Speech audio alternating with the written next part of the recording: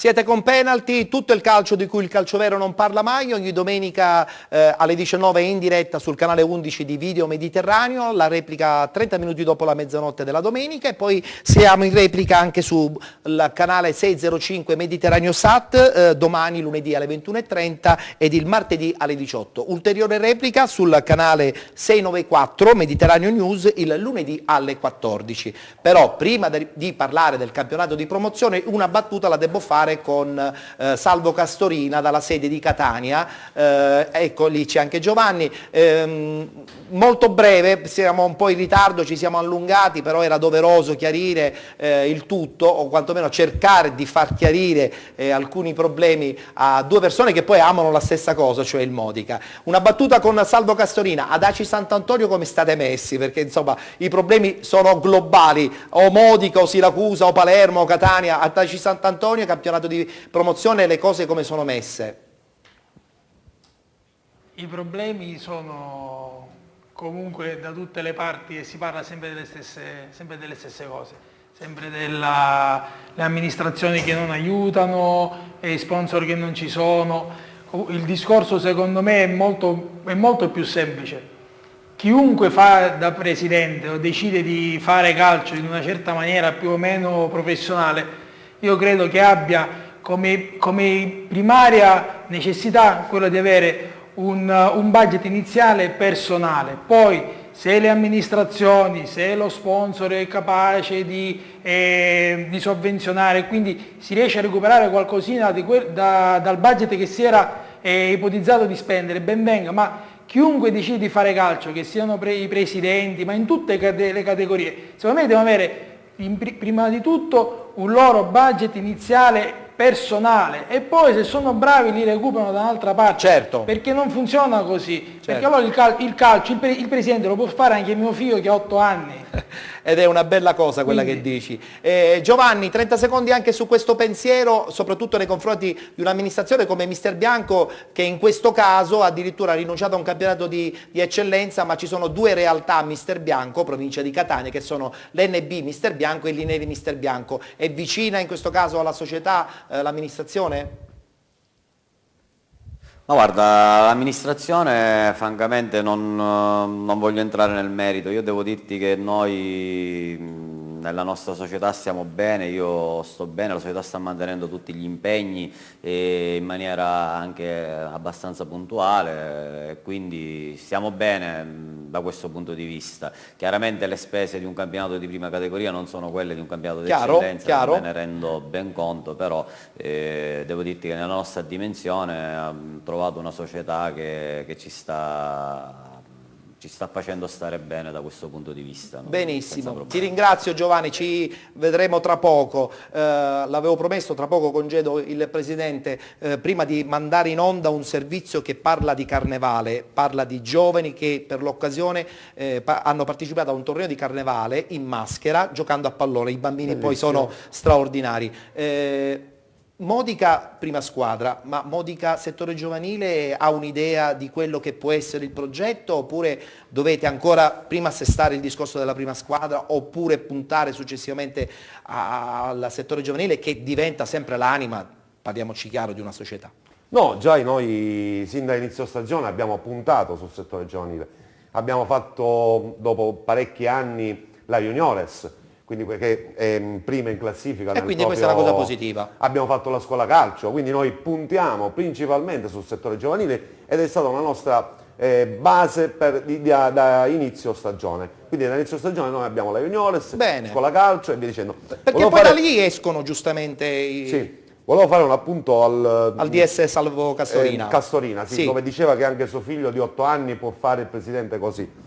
Non sono pienamente d'accordo perché diciamo uno a disposizione della propria città, persone che mettono un budget iniziale e via dicendo, sfido il signor Castorino a trovarlo, ora stesso, me lo trovo. Quindi è molto. Quindi io ad esempio col mio lavoro che sono un rappresentante della Coca-Cola, conosco molti imprenditori, quindi io ho messo a disposizione della mia città Le sue conoscenze. la mia conoscenza del tessuto Sì. imprenditoriale, cercando Per di individuare sponsor che sposassero un po' il progetto. sia l'anno scorso sia quest'anno, poi quest'anno ci sono state delle vicissitudini che non sto qua ci vorrebbe una trasmissione Infatti, intera per parlare dobbiamo del parlare anche di calcio. altre categorie, quindi. E quindi già uno mette a disposizione della propria città la conoscenza del tessuto imprenditoriale, Certo, quindi non sono assolutamente Però d'accordo. è carino che ci sia un presidente con tanti soldi, perché vuol dire che insomma è Se disposto. c'è qualcuno, io sono disposto a fare un passo indietro, cedo il vabbè. Modica Calcio. Allora Presidente, io la congedo perché lei è stato La gentilissimo ad ringrazio. accettare il mio invito, con la promessa sua e anche del Sindaco di rincontrarvi, con la possibilità anche di ritrovarvi qui dentro Penalty per cercare di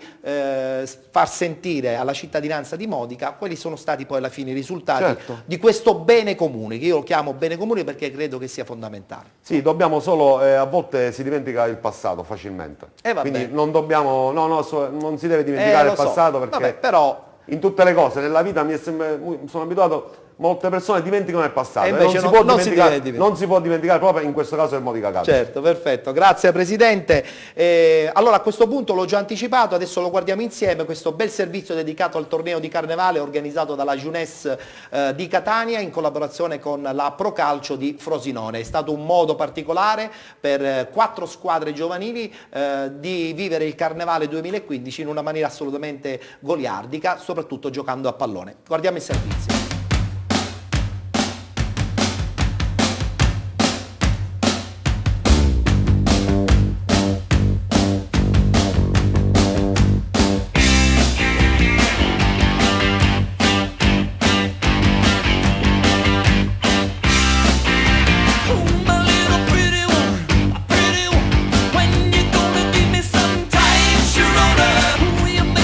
Amici di Penalty, questa settimana siamo venuti qui ai campi Botta di Paternò perché la Pro Calcio, che vedete qui dietro affiliata con la Roma, ha organizzato questo torneo di Carnevale. Ci sono 4 scuole calcio partecipanti, partecipano i piccolissimi, abbiamo la Jeunesse di Catania, Battiati che viene qui con l'Elefantino, poi la squadra di casa che sarebbe la Vigore Etnea di Paternò appunto e la Fenice di Belpasso. Questa è un'iniziativa straordinaria, i ragazzi si divertono, andiamo a vedere.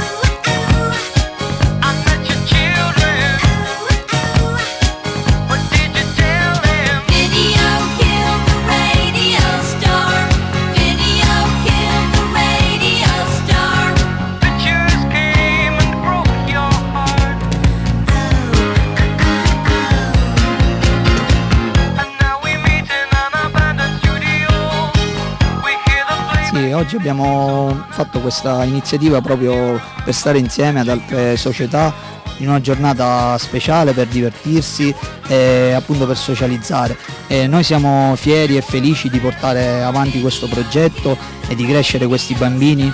E facciamo tutto con amore e speriamo veramente di cercare appunto di farli crescere bene in questa società che oggi purtroppo è malata. Noi ci mettiamo tutto il nostro impegno insieme ad altri mister e insieme ad altre società e veramente speriamo che un giorno questi bambini si ricorderanno delle nostre belle iniziative e possono anche loro portare avanti in futuro dei progetti per altre persone e comunque speriamo veramente che possano crescere bene nello sport e nei sani principi.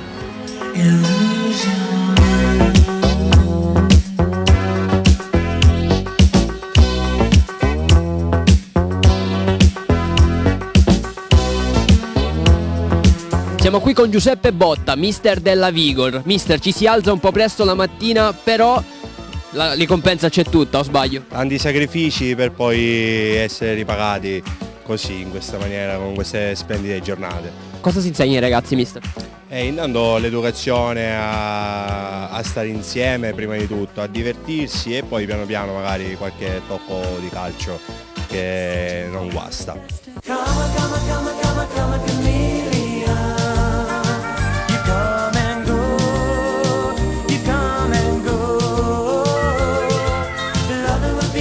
Mister Simone Russo è con noi dell'Elefantino. Mister, ci spieghi un attimino questa esperienza, cosa significa per voi? Ma sicuramente un'esperienza a primo impatto con quelli che sono poi i bimbi che poi andranno a scendere in campo ed è anche una, diciamo, sono emozioni nuove, no? Perché sono i primi passi verso questo sport bellissimo che deve essere insegnato con sani principi e sani valori, che poi sono, diciamo, gli scopi che noi abbiamo sempre impostato, e quindi per adesso diciamo che va bene così.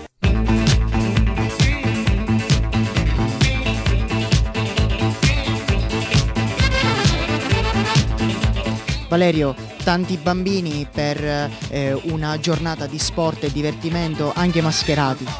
Sì, una bella iniziativa, soprattutto per i bambini stesso che, come vediamo, si stanno divertendo. Una bella, appunto, iniziativa, proprio una giornata di divertimento e di coinvolgimento un po' di tutti, dai mister, ai bambini, ai genitori. Una bella giornata. There's a place in your heart and I know that it is love, and this place is much brighter than tomorrow, and if you really try. Marcello, i bambini giocano in maschera, senza colori e magliette che li contraddistinguono, questo è un segnale molto importante. Sì, abbiamo cercato di dare un segnale importante ai ragazzi che nonostante tutto le diversità dei loro costumi abbiano un momento di aggregazione attraverso lo sport, perché comunque lo sport in generale, come sani principi morali, deve dare quell'unione fatta di sportività, lealtà e comunque aiuto verso il compagno, che non sia per forza necessariamente un compagno di squadra. Abbiamo evitato con l'utilizzo dei costumi, la casacchina che settorizza comunque i ragazzi e le zone di rappresentanza, perché comunque non siamo solo un'unica società, ma siamo società da diverse zone di Catania e dell'Interland. E sostanzialmente la giornata è stata ideata e pensata per questo, quindi unire la festa, la gioia del carnevale con la festa e la gioia dello sport.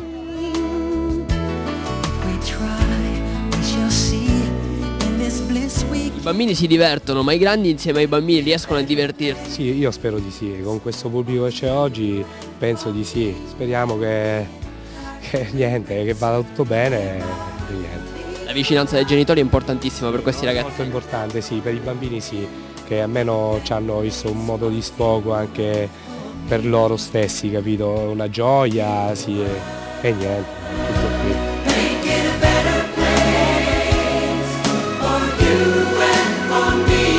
Siamo qui con Luigi che gioca nella squadra, dove giochi? Belpassese. Perfetto, nella Belpassese. Qual è il tuo ruolo preferito? Ci spieghi il tuo travestimento? Il mio travestimento significa che è da rap. Ok. Perché stiamo facendo un costume da rap per farci. Perché questo è il torneo di carnevale, insomma ognuno ha un tema da rispettare, o sbaglio? Sì.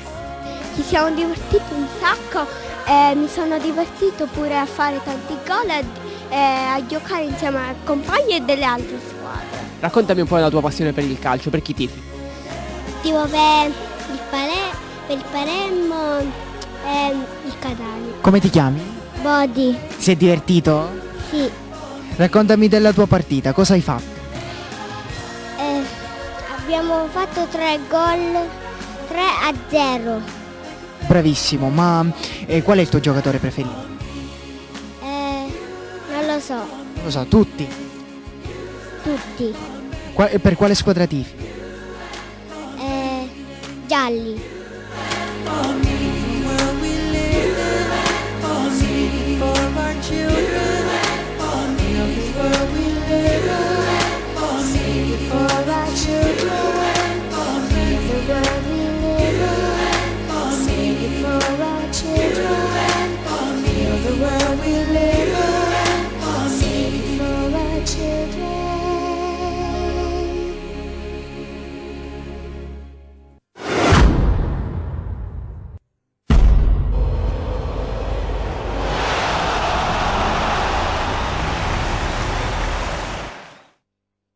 Questo è il calcio che forse un po' ci appartiene, no? Mario Cardone, ciao. Ciao Ettore, buona settimana, buona domenica a te. Benissimo, ho detto bene, il calcio che ci appartiene, no? Un complimento giocato, sì. particolare va alla Jeunesse che ha organizzato questa bella iniziativa dedicata al carnevale con i bambini che giocano ed è una cosa bellissima in maschera. Sì, è bellissimo perché anche i genitori hanno l'opportunità di passare un po' di tempo insieme con è loro, ci sono molte teorie in merito, dove devono stare i genitori non si sa, meglio con i bambini. Allora senti Mario, ti devo comunicare che siamo terribilmente in ritardo, per cui saremo costretti un po' a stringere, ci dispiace, però era importante insomma chiarire questa situazione a Modica, tra Modica e amministrazione, proprio perché comunque il Modica è una squadra di calcio importante. Allora campionato di promozione, subito con il girone A insieme ai risultati e poi anche alla classifica. Sì. Ettore, allora nel girone A è successa una cosa a inizio settimana, il 18 è stato esonerato mister Bellomo della Folgore Selinunte, sì. È stato chiamato al suo posto Giuseppe Geraldi, classe 75, che aveva cominciato a giocare nella Folgore nel 92, è passato anche da Raffadali come allenatore nel 2013, adesso invece fa l'allenatore della Folgore. Il suo esordio è dei migliori, 5-0 per la sua squadra, che però non riesce a recuperare nulla perché Raffadali centra un'importantissima vittoria grazie al gol di Clemente in quel di Trapani. Guardiamo la classifica, così abbiamo un quadro più completo. Eccola qua. La distanza tra Raffadali e Folgore è rimasta chiaramente invariata. Attenzione perché mercoledì si scende in campo Folgore contro Accademia per il recupero. Anche Raffadali deve recuperare una partita. Benissimo, e adesso parliamo del girone B. Anche lì è successo qualcosa? Sì, anche lì è successo qualcosa perché dopo 19 risultati utili consecutivi il Rocca di Caprileone è caduto.